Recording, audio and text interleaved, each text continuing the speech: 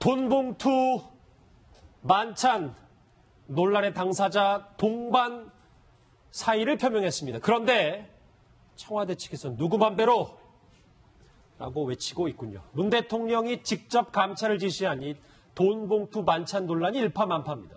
오늘 오전에 논란의 중심에 서 있던 이영렬 지검장과 안태근 국장이 나란히 물러나겠다는 뜻을 밝혔는데요. 먼저 청와대 브리핑부터 듣고 오겠습니다.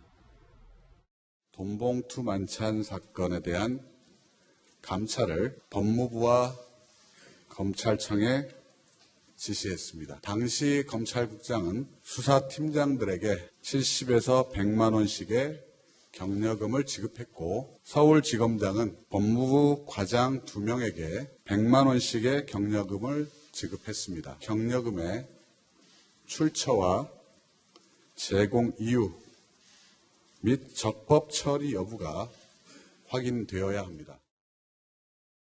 이 돈봉투 만찬 사건을 저희가 좀 간명하게 풀어보기 위해서 바로 오른쪽에 준비한 것부터 시작을 해보겠습니다. 같이 한번 보실까요? 일단 큰 그림은 문재인 대통령 중심으로 이렇습니다. 이 모든 부분을 하나하나 짚어볼 텐데 먼저 문 대통령이 이 두 사람을 사표 수리를 하지 않았습니다. 불가 방침을 밝혔는데 이 최 변호사님 이거 좀 자세히 풀어주세요. 그렇습니다.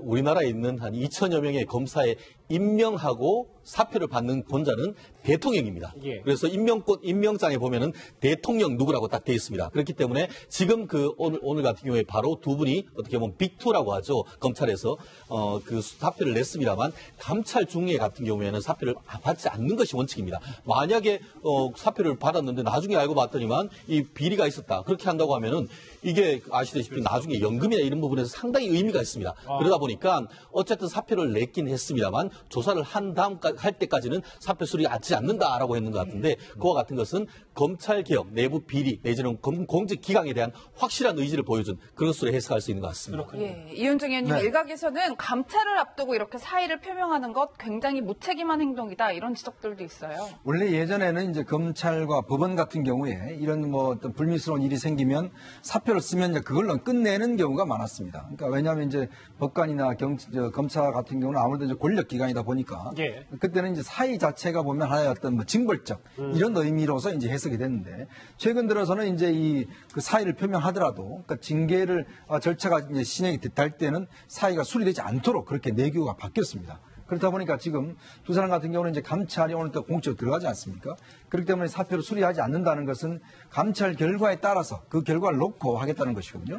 최근에 검찰과 관련된 여러 가지 그 구설수들이 많이 있었죠. 그러니까 지난번에 이제 그 진경준 검사장 사건이라든지 그다음 벤츠 여검사라든지 뭐 등등 있었는데 그 있을 때마다 일단 검찰이 대충 사표로서 넘어가고자 하는 그런 움직임도 있었는데 지금 같은 경우는 사실은 사표를 쓰더라도 일체 그 징계가 끝날 때까지는 이제 수리가 안 되는 그런 걸로 바뀌었기 때문에 아마 두 사람도 마찬가지로 뭔가 결과가 나와야 만약 혹시 또 이게 지금 단순히 감찰로 끝나지 않고 혹시나 내부 특임 검사로 또 넘어갈 경우도 가능성도 있거든요.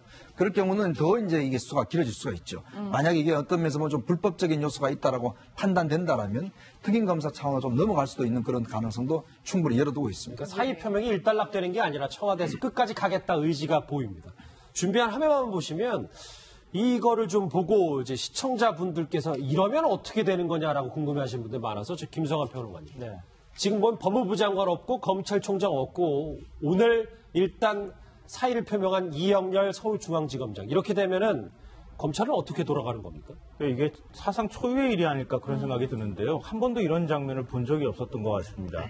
거의 수뇌부 진공 상태다 이런 표현이 나올 정도로 법무부 장관도 지금 공백인 상태고 그리고 김순환 검찰총장은 스스로 이제 물러난 상황이고 그리고 이영렬 서울중앙지검장의 경우에는 검찰총장 1순위 후보 자리라고 할 정도로 굉장히 중요한 자리고 우리가 아시다시피 정치인이나 재벌들이 가장 먼저 그 수사를 받는, 조사를 받는 곳이 서울중앙지검이라고 할 수 있는데요. 네. 그러니까 이런 자리가 세 개가 지금 다 비어있는 상황이니까 검찰 내부에서도 굉장히 좀 당혹스럽지 않을까 이런 생각이 듭니다.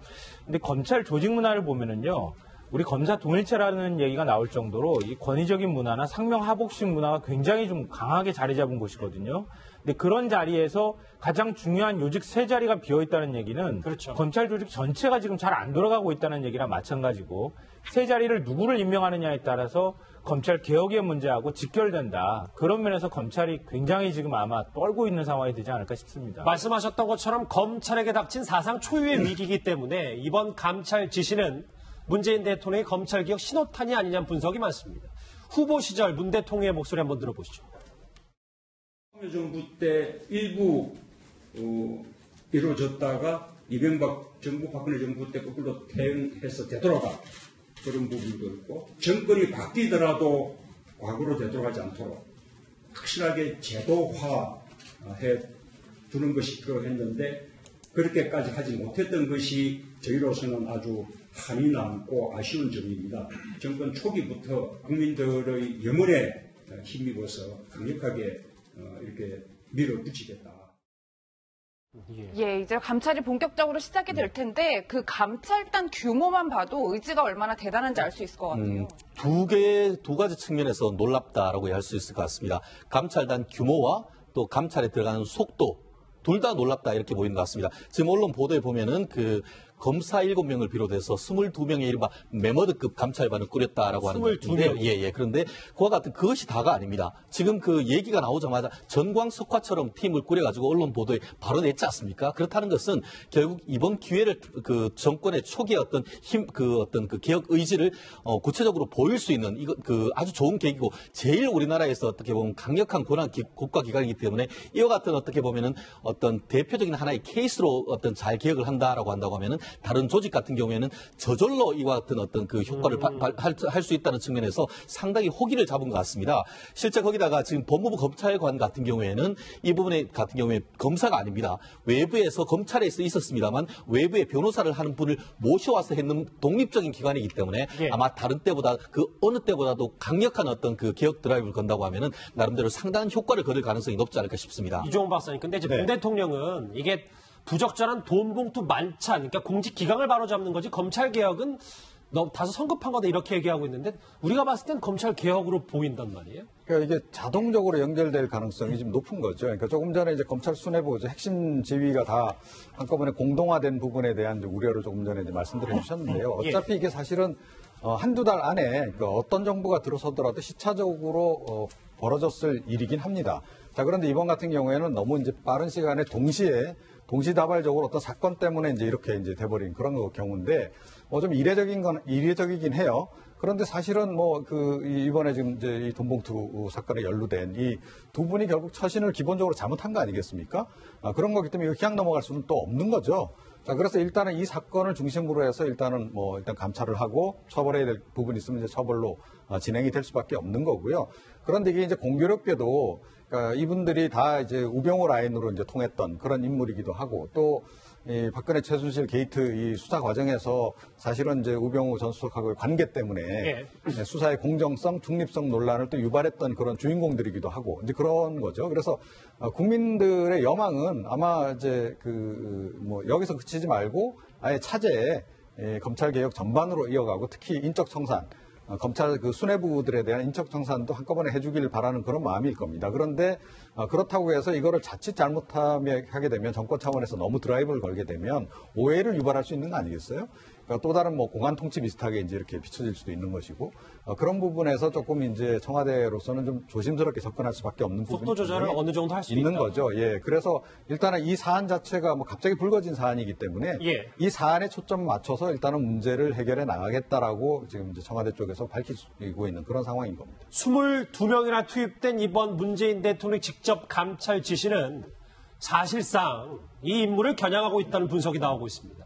박영선 의원의 언급 들어보시죠. 검찰총장의 특수활동비가 현금으로 인출돼서 청와대 민정비서관에게 건네졌다. 이게 우병우 민정비서관 시절에 있었던 이야기입니다. 이거 조사하시겠습니까? 그 부분은 제가 오전에 잠깐 자리에 없을 때 위원님이 언급하셨다고 들었습니다. 그래서 확인해봤더니 전혀 사실이 아니라고. 사실이 아니라 그러겠죠. 네, 그러니까 전혀 사실이 아니라고. 조사를 해보시라 이겁니다. 네? 근데 조사를 해보시고요. 이 부분은 보고해 저희 주세요. 특활비 관리 그러니까 메커니즘이 굉장히 보고해 주세요. 엄격하기 때문에 그러니까 엄격하고 어쩌고 간에 네, 그럴 수가 없습니다. 특활비 오른쪽에 준비한 거 한번 보실까요? 같이 보시면 일단 이 첫 번째 얘기는 얘기를 안 왔으니까 끝까지 간다. 문재인 대통령의 의지, 사표 수립 불가로 됐고 사실 이 부분이 지금 논란의 핵심입니다. 예, 사실 이현정 의원님 네. 그 안 국장 같은 경우는 오 전 수석이랑 수십 차례 통화를 하면서 특수본의 내사를 받던 인물이기도 한데 저는 도무지 이해가 안 가는 게 어떻게 보면 사건 당사자랑 뭐 수사 검사가 밥을 먹었다? 뭐 있을 수 있는 일인가요? 안태근 검찰국장은 그 우병우 민정수석과 사법시험 동기입니다. 예. 근데 이제 연수원은 이제 한 기수가 차이가 나는데. 근데 이제 안태근 검찰국장은 사실은 이제 검찰국장의 자리가 검찰의 인사를 좌우하는 자리이기 때문에 굉장히 중요한 자리예요. 사실 검사들 같은 경우는 이 검찰국장의 어떤 그에 따라서 정말 인사에서 뭐 서울중앙지에 오기도 하고 지방으로 좌천되기도 하고 그만큼 막강한 권력인데 이 막강한 권력은 결국 어디서 나오느냐? 결국 청와대에서 나오는 거 아니겠습니까? 그 청와대라는 게 결국 이제 당시에 민정수석이었죠. 그러니까 그렇기 때문에 당시 사법연수원 동기인 우병우 민정수석과 안태근 검찰국장과의 관계를 지금 의심할 수밖에 없는 상황이고 두 사람이 1000차례 통화했다는 걸 보면 하루에 한 평균 3-4차례 정도 통화를 한 것이거든요. 저도 뭐 집사람하고 하루에 한 차례 정도 통화하지만 이 3-4차례 통화한다는 것은 굉장히 긴밀하다는 이야기예요. 예. 그만큼 뭔가 상의가 할 게 있다는 이야기죠. 근데 문제는 뭐냐면 지금 박영선 의원이 지적을 했듯이 288억에 달하는 이제 그 특수활동비 이게 이제 법무부와 검찰이 좀 나눠 쓰고 있는데 사실 이 그 특수활동비의 일부를 예를 들어서 민정수석실에서 이제 썼다라는 것을 이제 의혹을 제기하고 있는 것이거든요. 왜냐하면 예전부터 이게 그 국정원의 특수활동비, 또 청와대의 특수활동비, 이런 특수활동비 자체는 보면 이 영수증을 첨부 안 해도 되기 때문에 사실은 좀 그 자유롭게 쓸 수 있는 돈입니다. 눈먼 돈이잖아요. 그래서 이제 예를 들어서 뭐 대통령이 해외 순방 갈 때 이제 국정원에서 돈 마련해서 뭐 그 간다든지 뭐 이런 것들이 예전에 많이 있었거든요. 그래서 특수활동비가 이제 제대로 운영이 안 된다고 그래서 예전 이제 김대중 대통령 시절에 국정원장이 여비를 하라고 이제 돈 가져온 돈을 그냥 돌려보냈다라는 일화도 있어요. 그만큼 이제 이 그 법무부에서 그 검찰 사용해야 될 일부의 특수활동비가 이 민정수에 흘러간 흔적. 이거는 사실은 찾기가 굉장히 힘듭니다. 왜냐하면 흔적이 없어요. 그렇죠. 기본적으로. 그렇기 때문에 이제 박영선의 이야기인데 이번에 아마 감찰에서 이제 이 특수활동비 용도와 이거에 대해서 아마 수사를 할 텐데 이게 아마 찾아내기가 쉽지는 않을 겁니다. 예, 말씀하십시오. 예, 그런데 지금 사실은 그 우병우 전 수석하고 이 안태근 국장 같은 경우에는 제가 보기엔 거의 한 몸통처럼 움직이는 것 같아요. 그러니까 전화 통화가 그러니까 지난해 8월부터 10월, 그러니까 최순실 게이트 불거지기 그 일부 직전까지 집중적으로 천여 차례 통화가 이루어졌다라는 것이 특검 수사 과정에서 이제 드러난 사실이란 말입니다. 예.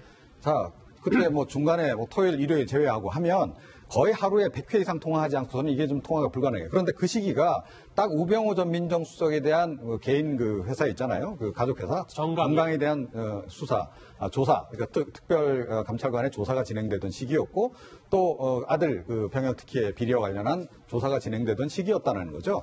그리고 그 시기에 또 아시다시피 특별 감찰관실 자체도 완전히 그냥 해체돼 버리는 그런 일이 있었고 그 해체하는 과정에도 이 안태근 국장이 개입을 한단 말입니다. 왜냐하면 특별감찰관실, 그러니까 이석수 전 특별감찰관이 있었던 그 특별감찰관실의 그 예산 부분도 이 검찰국에서 담당을 하고 있었어요. 예산을 갑자기 동결해버리고 지급을 안 하고 이런 식으로 해서 사실상 고사를 시켜버리는데 기여를 했거든요. 예. 그래서 이번에 어차피 그 안태근 국장에 대한 조사를 진행하다 보면 자연스럽게 우병우 전 민정수석과 관련된 부분들이 좀 드러날 가능성이 좀 높지 않나 이렇게 생각합니다. 돈봉투 만찬의 당사자인 안태근 국장이 작년 11월에 국회에 나가서 좀 불성실한 답변으로 논란이 된 적도 있습니다. 그 화면 같이 만나보시죠.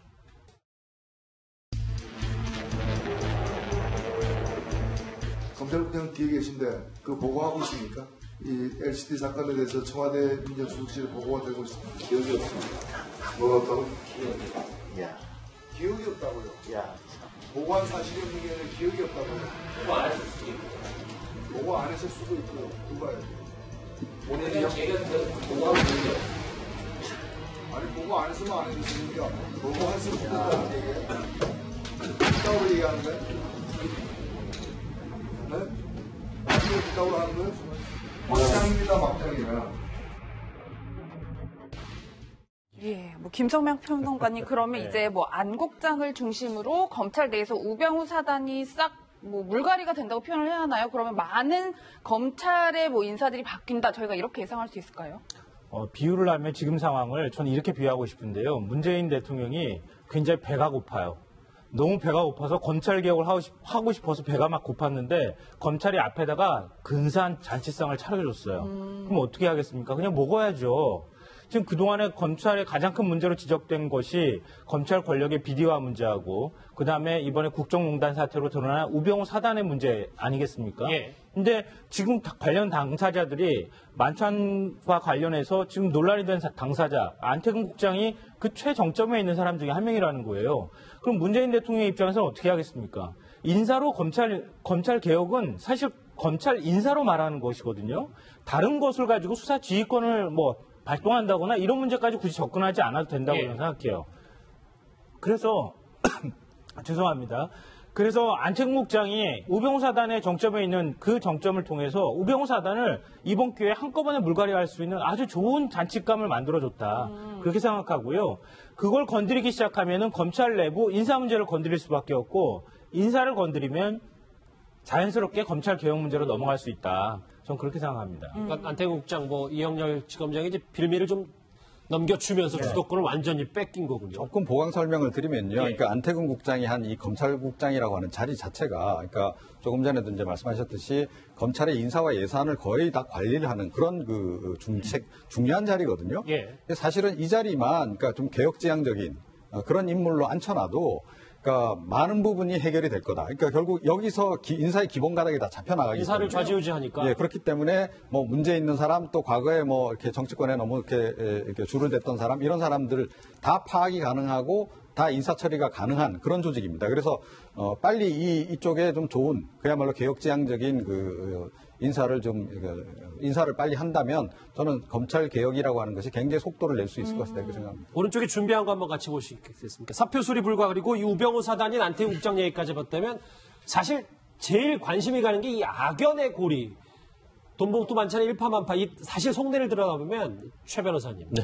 문재인 대통령이 이제 검찰 개혁에 강한 소신을 드러낸 게 이제 과거 이런 악연도 좀 작용했을 거라 이런 분석이 있어요. 그렇습니다. 쉽게 말하면은 창과 방패로서 맞붙은 적이 한번 있었습니다. 예. 그것이 언제냐? 2009년 그 노무현 대통령에 대한 검찰 수사를 직접 맡은 사람이 당시 대검 중수부 중수 1과장인 우병우 전 수석이었죠. 그렇죠. 결국 그와 같은 것을 했을 때에 지금 문재인 대통령 같은 경우에는 본인 자서전에 그 당시에 있었던 상황을 본인의 느낌으로 어떻게 적었냐 하면은 검찰의 말투, 여기 우병우 검사겠죠. 우병우 검찰의 말투는 공손했지만 태도에는 오만함과 거만함이 가득 묻어 있었다. 이렇게 지금 표현을 하고 있습니다. 예. 사실 여기에는 따로 말씀을 드리지 않았습니다만 논란이 있습니다만 이렇게 얘기하기도 합니다. 우병우 수석이 노무현 대통령에 대해서 여기 오신 분은 대통령도 아니고 연수원 선배도 아니고 피의자로 와 있었다. 이런 얘기, 이 부분에 대해서는 진위 논란이 있습니다만 그 정도로 어떤 얘기를 했다라고 할 정도로 이 문재인 대통령으로서는 정말 구원, 나쁘게 말한 구원이고 어떻게 보면 창과 방패로 만나면서 악연이 있었다. 이렇게도 볼 수 있었을 것 같습니다. 이 문재인 대통령의 사실 검찰 개혁은 박근혜 정권의 적폐청산도 그 일환입니다. 박 전 대통령은 사실 과거에 문 대통령처럼 검찰 개혁을 말한 적이 있습니다. 들어보겠습니다. 역대 정권 역시 자신들의 이해를 위해 지금의 검찰 불신을 초래했고 일부 검사들의 정치권 줄서기에 한몫을 한 것은 아닌지 깊은 반성을 해야 합니다. 저는 제 자신이나 정치적 목적을 위해 검찰을 이용하거나 검찰에 부당한 영향력을 행사하는 일이 결코 없을 것임을.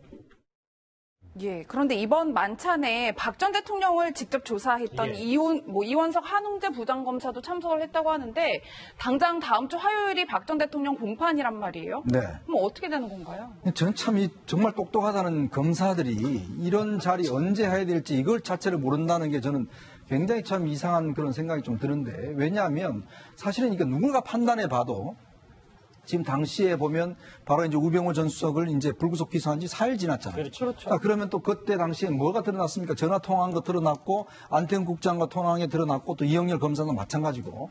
자, 그러면 그런 상황에서는 그러면 좀 그래도 대통령까지 구속시키고 이런 상황이라면 담당 검사인 사람들이 좀 조심하자. 우리가 오해를 살 수 있으니까. 그러면 사실은 이때 같은 경우는 회식도 안 합니다, 사실은. 이 검사들이 그 정도의 어떤 그 상황 판단은 충분히 될 수 있는 상황이거든요. 자, 그런데 뻔히 지금 아는 당시 검찰과 이 수사 담당 검사들 전부 다 가서 폭탄주를 먹고 더군다나 거기서 돈 봉투까지 왔다 갔다 했다는 것 자체. 이게 뭐 자신들은 제가 더 이제 좀 이 황당한 거는 이 기사가 처음 나왔을 때 당시에 담당 그 참석자들의 반응입니다. 반응이 뭐냐면 기자들한테 아니 그게 왜 문제가 돼요? 우리 밥 먹었는데 그냥 관행으로 예전에도 해왔는데 그런 거 쓰는 기자들이 문제 아니에요? 이렇게 반응을 했어요. 저는 그걸 보고 굉장히 황당한 그런 느낌을 했었는데 결국 보면은 자신들이 권력을 잡고 있다는 생각을 한 거예요. 자, 우리를 누가 건드리겠냐? 지금 대통령을 조사하고 대통령까지 우리가 구속시켰는데 우리 권력을 누가 타치할 수 있느냐? 아마 그런 자만심, 오만심 이런 것들이 굉장히 가득 차 있었다. 저는 그렇게 봅니다.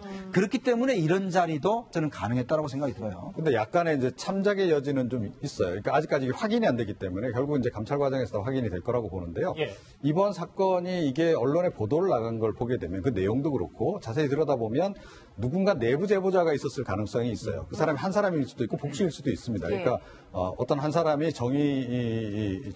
어떤 뭐 정의감에서 이렇게 제보를 한 것일 수도 있고요. 또는 이거는 좀 아니지 않나라고 생각을 해서 복수의 사람이 제보를 했을 수도 있는 거거든요. 그렇기 때문에 조금 전에 뭐 이름이 거명이 되기도 했는데 이분들은 무조건 지금 뭐 이렇게 상당히 좀 문제가 있는 것으로 이렇게 아직까지 지목할 단계는 아니다. 저는 그렇게 생각을 합니다. 네. 근데 뭐 사실 내부 고발이 뭐 어떤 형식으로 이루어졌든 잘못한 거면 잘못하게 비판을 받는 게 맞는 그렇죠. 거예요. 그러니까 본인들의 한 것에 본인들과 관련된 부분에 대해서 당연히 이제 뭐 징계받아야 될 부분 받는 건 당연한 거고요. 예. 그러나 이제 내부 제보자가 누군가 있었다면 제가 아직까지 뭐 누구라고 말은 못 하겠습니다. 근데 있을 것으로 추정이 되기 때문에 그 사람 경우는 조금 다르게 봐줘야 된다는 말씀을 드리는 겁니다. 김성환 평론가님 정리를 좀 해볼게요. 마지막 준비한 거 한번 다시 보시면 그러니까 여러 가지 고리 중에 결국 이 적폐청산의 일환이다. 이게 우병우 수석 라인을 검찰에서 좀 개혁하겠다 이런 감찰까지 최소 한 달 정도 걸린다는데 이게 문 대통령의 초반 임기 초반에 이제 잘 돌아갈 수 있을까 이게 좀 궁금해요. 지금 검찰 내부에서 나오는 얘기가 그냥 이건 감찰 대상이 아니라 수사 대상이다 이런 말까지 나오고 있습니다. 횡령에 해당된다는 말까지 나올 정도로 굉장히 사안이 심각하다고 하는 것을 검찰 내부에서도 지금 알고 있는 것이거든요. 그러니까 제가 볼 때는 감찰이 이 정도 한 달 정도 진행된다고 하지만 어느 정도 진행되다가 수사로 전환될 가능성도 아주 매우 높아 보이고요. 이번 일을 계기로 해서 검찰 개혁에 대한 동력을 문재인 대통령이 가져가는 거 아니겠습니까? 명분도 가져가는 것이고 그걸 가지고 이 조국 민정수석을 통해서 결국 검찰 개혁에 대한 안을 내놓는 방식으로 차츰차츰 단계적으로 접근할 가능성이 매우 높다 이렇게 생각이 되고요. 예. 우리 이제 다 아마 기억하시겠지만 검찰 개혁이 우리나라 모든 기관을 개혁하는 것 중에서 가장 힘든 개혁입니다. 그동안의 역대 정부 중에서 한 번도 검찰 개혁을 성공한 정부가 없다는 말을 할 정도였거든요. 그러니까 비단 노무현 전 대통령의 경우에도 검찰 개혁한다면서 평검사들하고 대화했는데 대통령 앞에서 평검사들이 막 맞짱 뜨고 그랬잖아요. 우리 표현하자면. 그러고 난 다음에 사실은 검사들의 어떤 생각이라고 하는 게 조직적으로 반항하면 꼬투리 하나 잡히면은 그걸 가지고 오히려 꼬리가 몸통을 흔들듯이 정권을 막 흔들어댔단 말이에요. 예. 그런 방식이 이번에는 통하지 않도록 이 문재인 대통령이 뭔가 확실한 이 계획을 가지고 뭔가 검찰 개혁을 추진할 것이다. 저는 그렇게 생각합니다. 점점 논란이 커지고 있는 이 돈 봉투 만찬 사건 저희가 간명하게 짚어봤습니다.